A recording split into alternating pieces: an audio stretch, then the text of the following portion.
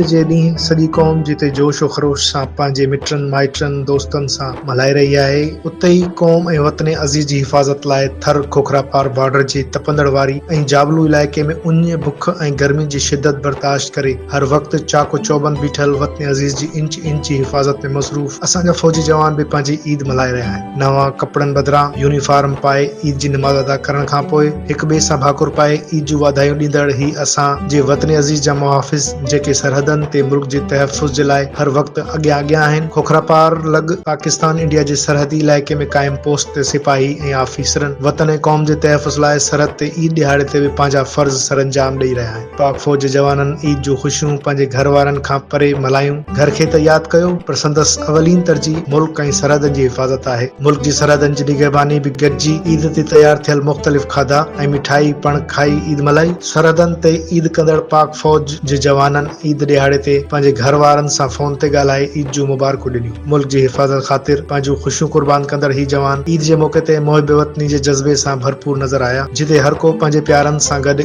ईद मल्हाए रहिया आहिनि, उते ई पाक फ़ौज जा सिपाही बि वतन जे दिफ़ा लाइ सरहदनि ते बीठा आहिनि। ईद जे ॾींहुं बि पंहिंजे घर वारनि खां परे पंहिंजा फ़र्ज़ सरअंजाम ॾेई रहिया आहिनि। इन्हनि फ़ौजी जवाननि जो अज़म ऐं हौसलो क़ाबिले तारीफ़ आहे। असां हिकु भेरो ॿीहर ॿुधाईंदा हलूं त ईद ॾिहाड़े बि पाक फ़ौज जा सिपाही पंहिंजे प्यारनि खां परे मुल्क दिफ़ा लाइ सरहदनि ते बि ईद मल्हाए रहिया आहिनि।